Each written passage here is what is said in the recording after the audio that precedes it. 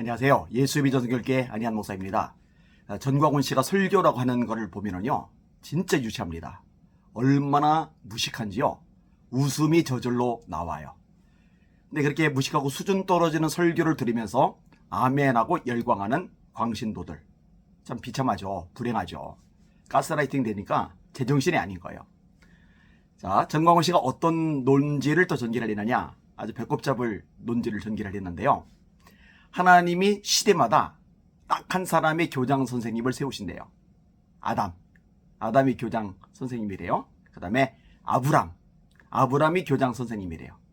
그 다음에 이삭이 교장 선생님이고 야곱이 교장 선생님이다. 그 다음에 선지자 교장 선생님이다. 자, 이렇게 말하는 요점은 결국 뭐냐. 지금 이 시대의 대한민국의 교장 선생님은 전광훈이다. 지금 전 세계의 유일무이한 교장 선생님은 전광훈이다. 그 얘기를 하는 거예요. 이런 설교를 듣고 아멘을 하는 교인들 정상 아니죠. 예수 믿는 사람들 아닙니다. 절대로 구원받아 천국에 갈 수 있는 사람들이 아닙니다. 이전에는 예수님을 믿었는지 모르지만 미혹을 받아서 타락을 한 거예요. 자, 조금만 제가 설명을 드리면 충분히 이해가 갈 겁니다. 정상적이라면 충분히 이해가 갈 겁니다. 자, 아브라함이 유일한 교장 선생님입니다. 그리고 이제 새로운 교장 선생님을 세울 때는 한시에 2명이 아니라 이전 교장 선생님이 죽어야 그 다음에 또 다른 한 명의 교장 선생님을 세운다. 이게 전광훈 씨의 이제 허접한 논리이거든요. 자, 그러면은 아브라함이 교장 선생님입니다. 근데 여러분, 아브라함이요, 전쟁에 참여를 합니다. 소돔과 고모라가 전쟁에 휩싸여요. 조카인 롯, 그 가족이 포로로 끌려갑니다. 근데 노예가 되는 거겠죠. 아브라함이 집에서 길리운 자 318명을 거느리고 게릴라 작전을 펼쳐서 이겨요. 롯의 가족들을 끄집어냅니다. 소돔 왕이 영접을 해요. 그 다음에 소돔 왕 말고 또 하나의 왕이 영접을 하는데 멜기세덱입니다. 살렘 왕 멜기세덱, 평강의 왕이라고 일컬어지고 있죠. 이 멜기세덱은 누구냐? 예수님의 모형입니다. 예수님의 그림자. 굉장히 비중이 높아요. 그래서 시편 110편에 보면은 멜기세덱의 반차를 따른 영원한 제사장이라는 표현이 나옵니다.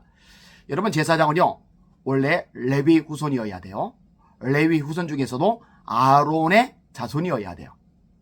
나중에는 아론의 자손 중에서도 아비아달 계열은 엘리 후손이 망하면서 몰락을 해버리고 사독 계열이 이어져요. 근데 예수님은 어느 지파 사람입니까? 유다 지파 사람이죠. 그러니까 유다 지파 사람인 예수님이 어떻게 제사장이냐? 간단해요. 멜기세덱의 반차를 따른 영원한 대제사장이다. 자, 이 멜기세덱에서 가장 깊이 다루고 있는 성경이 있다면 히브리서입니다. 이 히브리서에 보면은 예수님이 얼마나 위대하시느냐? 모세보다 위대하시다.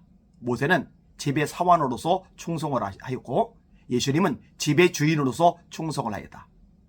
예수님은 누구보다 위대하시냐? 천사보다 위대하시다. 천사는 부리는 종이다.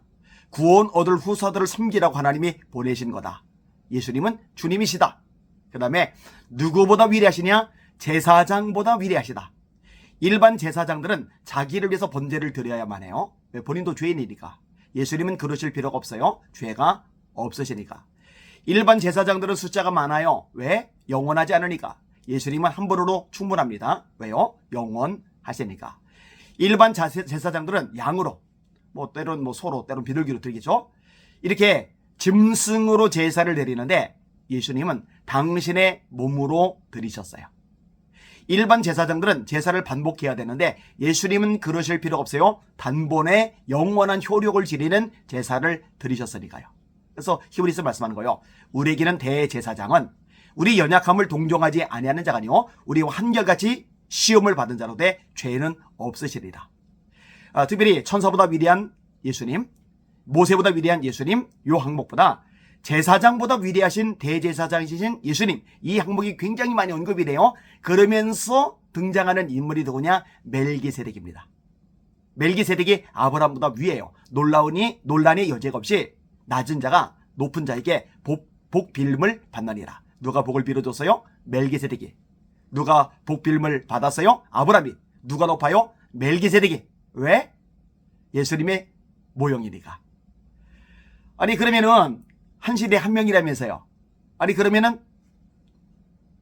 멜기세덱이 되어야 되는 거 아니에요? 둘 다예요. 둘 다 하나님이 쓰시는 분들이죠. 자, 다윗 때 다윗 옆에서 예언하던 선지자들이 있어요. 누가 있어요? 갓 선지자. 너 유대 땅으로 내려가라. 다윗에게 지시 내렸던 선지자가 갓이잖아요. 그래서 선지자의 말 듣고 유대 땅에 가다가 낭패를 보지만 그 위에도 순종을 잘 하잖아요. 그 다음에 다윗이 죄를 범했을 때 이 죄를 책망한 선지자 나단 선지자 한 명이라며. 그러면 다윗 때는 3명이네. 3명? 말 같은 소리를 해야죠. 이 진짜 무식한 소리예요. 진짜 성경을 몰라요. 나는 이렇게 성경도 모르는 사람이 2000년 만에 성경을 열었다. 바울 이후에 성경을 열었다. 그게 나다. 전광훈이다. 이렇게 감히 말할 수 있다라는 게 정말 놀라워요. 이게 과대 망상증 환자가 아닌가 이 생각이 들 수밖에 없는 거예요. 그런 전광훈이한테 미혹을 당해서 아멘하는 사람들 비참한 거죠. 불쌍한 거죠. 속지 마시기를 바랍니다. 자, 제가 설명한 거 지능이 조금이라도 있는 사람이라면 충분히 이해가 될 거예요. 이해가 되셨죠?